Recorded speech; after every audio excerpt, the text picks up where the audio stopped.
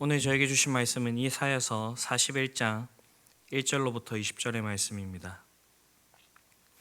이사야 41장 1절에서 20절의 말씀을 저와 여러분들이 합독하여서 함께 나누어 보도록 하겠습니다.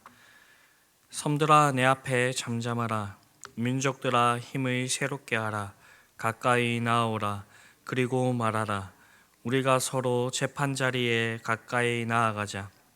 누가 동방에서 사람을 일깨워서 그의 공의로 그를 불러 자기 발 앞에 이르게 하였느냐. 열국을 그의 앞에 넘겨주며 그가 왕들을 다스리게 하되 그들이 그의 칼에 티끌 같게 그의 활에 불리는 초계 같게 하매 그가 그들을 쫓아가서 그의 발로 가보지 못한 길을 안전히 지났나니 이 일을 누가 행하였느냐. 누가 이루었느냐. 누가 처음부터 만대를 불러내었느냐. 나 여호와라. 처음에도 나요 나중에 있을 자에게도 내가 곧 그니라. 섬들이 보고 두려워하며 땅끝이 무서워 떨며 함께 모여와서 각기 이웃을 도우며 그 형제에게 이르기를 너는 힘을 내라 하고 목공은 금장색을 격려하며 망치로 고르게 하는 자는 매질꾼을 격려하며 이르되 땜질이 잘 되었다 하니 그가 못을 단단히 박아 우상을 흔들리지 아니하게 하는도다. 그러나 나의 종 너 이스라엘아, 내가 택한 야곱아, 나의 벗 아브라함의 자손아, 내가 땅끝에서부터 너를 붙들며 땅 모퉁이에서부터 너를 부르고 내게 이르기를 너는 나의 종이라. 내가 너를 택하고 싫어하여 버리지 아니하였다 하노라. 두려워하지 말라. 내가 너와 함께함이라. 놀라지 말라. 나는 내 하나님이 됨이라. 내가 너를 굳세게 하리라. 참으로 너를 도와주리라. 참으로 나의 의로운 오른손으로 너를 붙들리라. 보라, 내게 노하던 자들이 수치와 욕을 당하게 될 것이요 너와 다투는 자들이 아무것도 아닌 것 같이 될 것이며 멸망할 것이라. 내가 찾아도 너와 싸우던 자들을 만나지 못할 것이요 너를 치는 자들은 아무것도 아닌 것 같고 허무한 것 같이 되리니 이는 나 여호와 너의 하나님이 내 오른손을 붙들고 내게 이르기를 두려워하지 말라.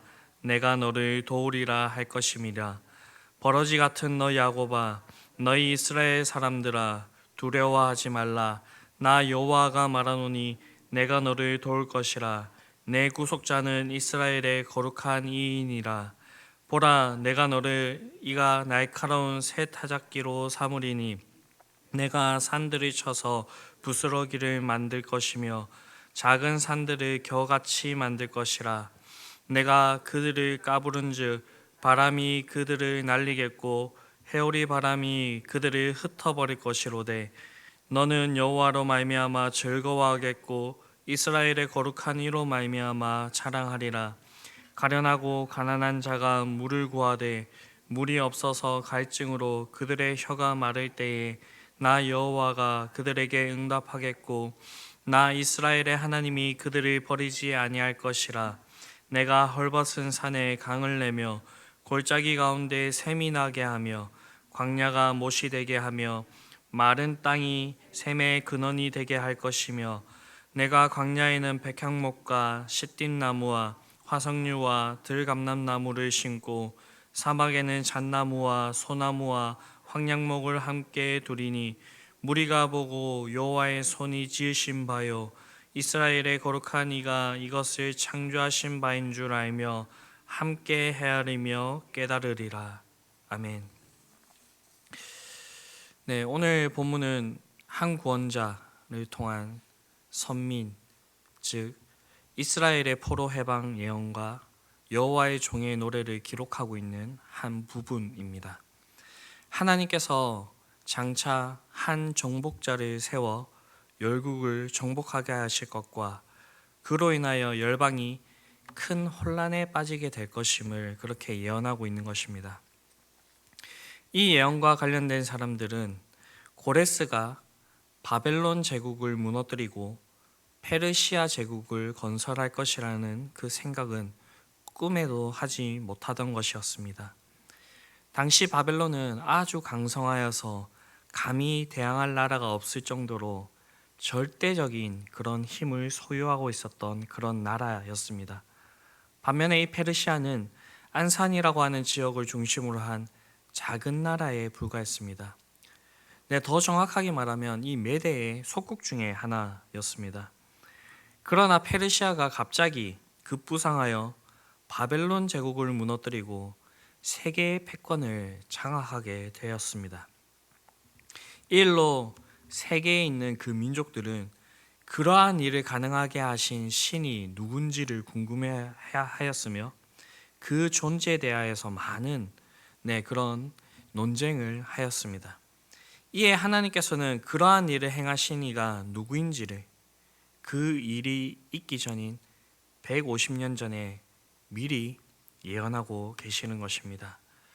하나님께서는 장차 열방을 정복할 자를 세우시는 자가 바로 자신임을 입증하기 위하여서 이 열국을 변론의 장으로 초청을 하십니다. 1절을 보게 되면 섬들아 내 앞에 잠잠하라, 민족들아 힘을 새롭게 하라, 가까이 나오라, 그리고 말하라, 우리가 서로 재판자리에 가까이 나아가자라고 말씀하고 있습니다. 이는 하나님께서 세계 열방을 자신의 재판정으로 부르심을 보여주고 있는 것입니다. 여기서 섬들과 민족들은 세계의 거민, 세계의 열방을 지칭하는 표현입니다. 그런데 본절에서 우리가 좀 주의 깊게 보아야 될 부분이 있는데요. 그것은 세계의 열방을 자신의 재판정으로 부르시면서 내 앞에 잠잠하라 라는 말씀을 먼저 하시고 그에 이어서 말하라 라고 말씀하신 점입니다. 이것은 법정에서 재판을 받는 자들이 변론을 함에 있어서 숙지해야 될, 알고 있어야 될 그 순서를 우리에게 보여주는 것인데요. 재판정에서는 재판을 받는 사람 중 어느 누구도 재판을 주관하는 재판장보다 먼저 말할 수 없다는 것을 보여주는 것입니다.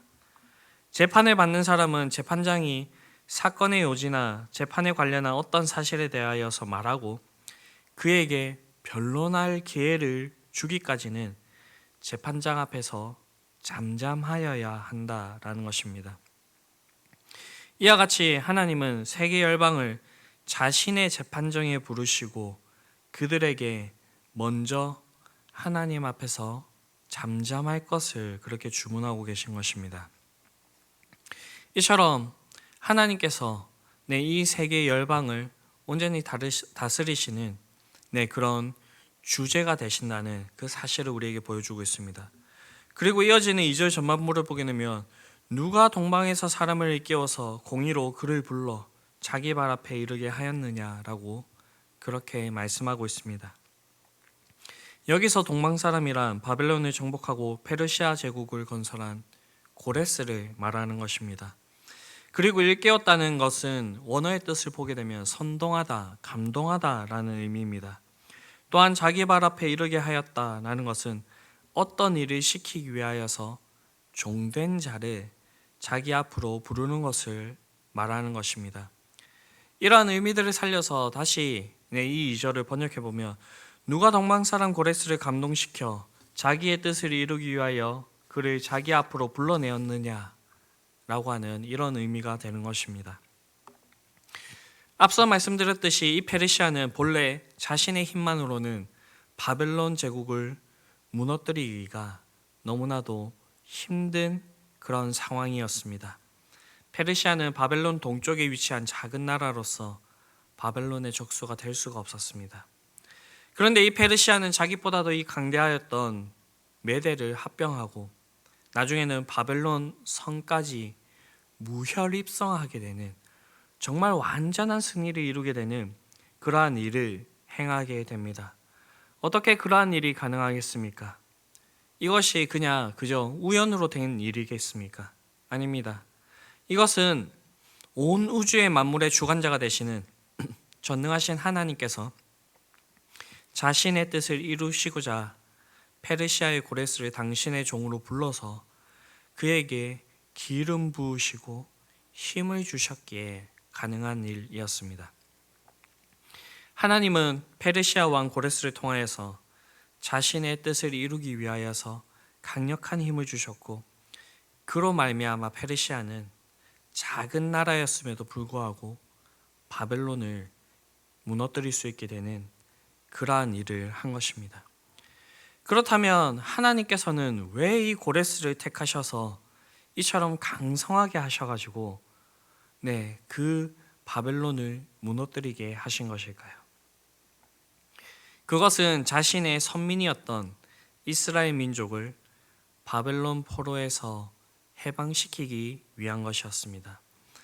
하나님은 자신의 선민인 이스라엘 민족이 자신에게 불순종할 때에 그들을 바벨론을 통하여서 징계하셨습니다. 나라를 망하게 하시고 그 백성을 바벨론 포로로 끌려가게 하셨습니다. 그런데 하나님께서 이러한 과정에도 회복을 그들에게 약속하셨는데 70년 후에 하나님께서 그것에서 다시 돌이키시겠다라고 그렇게 약속을 하셨습니다. 바로 이 약속을 이루기 위하여서 하나님께서는 페르시아의 고레스를 자신의 종으로 부르시고 그에게 힘을 주어서 이 바벨론을 멸망하도록 하신 것입니다. 사실 당시 이스라엘은 역사의 무대에서 완전 사라진 민족이었습니다. 이들은 나라도 없이 바벨론 각지에 흩어져서 그렇게 살아가야 되었습니다. 그런데도 하나님께서는 그들을 잊지 아니하시고 그들을 다시 회복시키기 위하여서 동방 사람 고레스를 감동시켜 부르시고 그를 통하여서 역사하신 것입니다. 우리가 이러한 사실을 통하여서 무엇을 알 수 있습니까?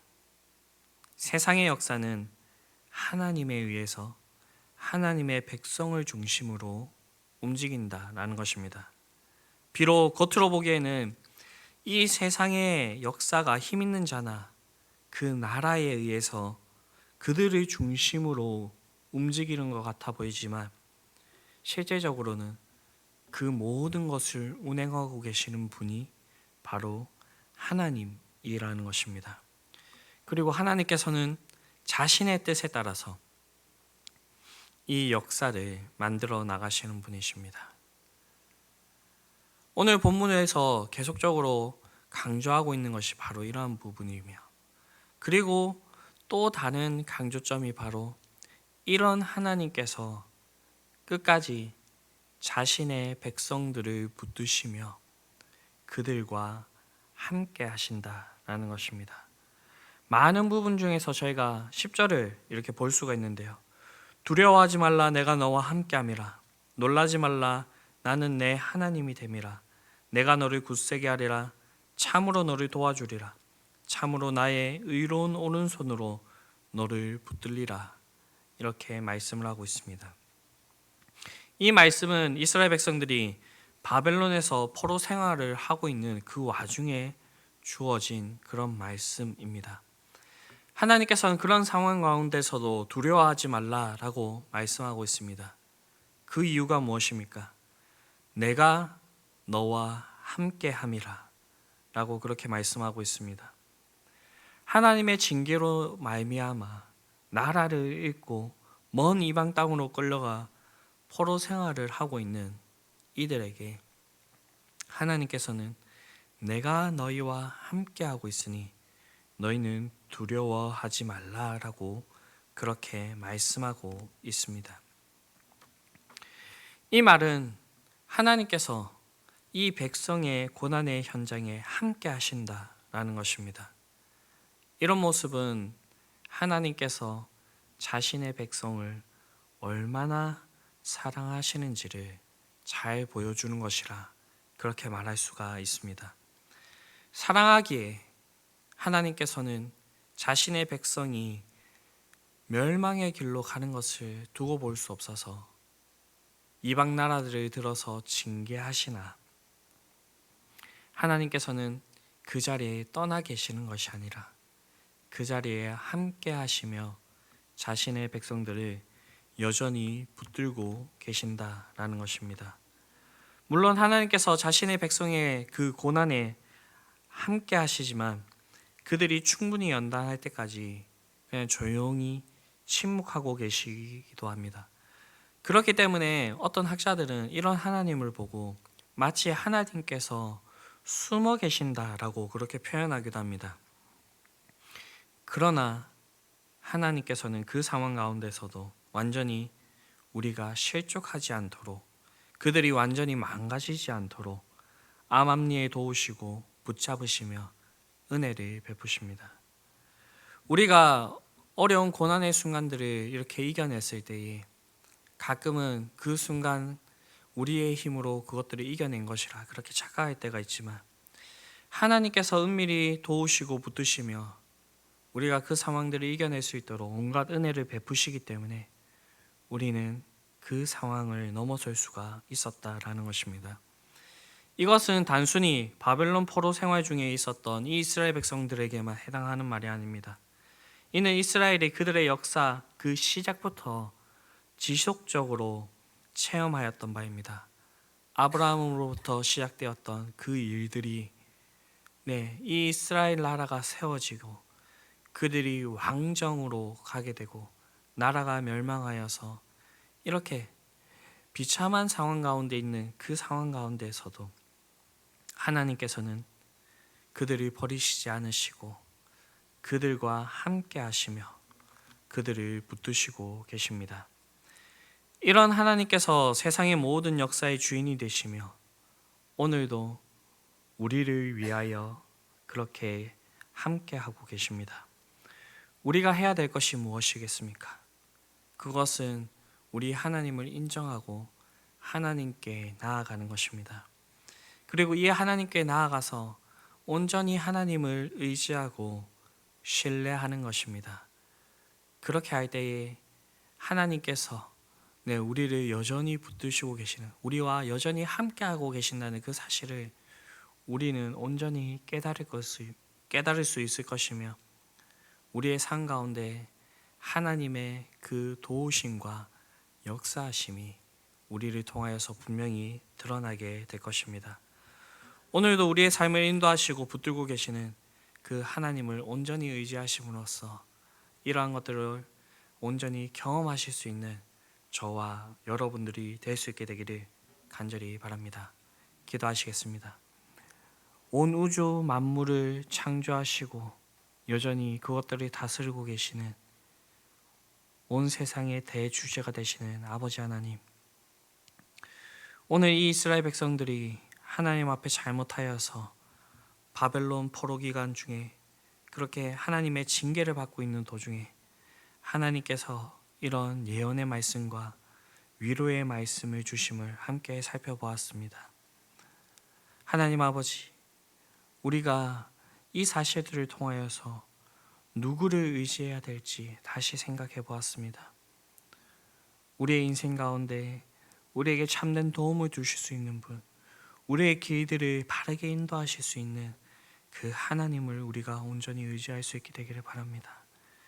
그렇게 하여서 하나님께서 우리를 사랑하시고 은혜를 베풀고 계시며 우리와 온전히 함께하고 계신다는 그 사실을 다시 한 번 더 오늘의 우리의 삶 가운데 온전히 인식할 수 있게 하여 주시고, 그런 하나님을 의지함으로써 하나님의 도우심과 은혜를 온전히 누릴 수 있는 오늘 하루가 될 수 있게 되기를 바랍니다. 주님, 우리를 붙들어 주시고 우리와 함께하여 주시옵소서.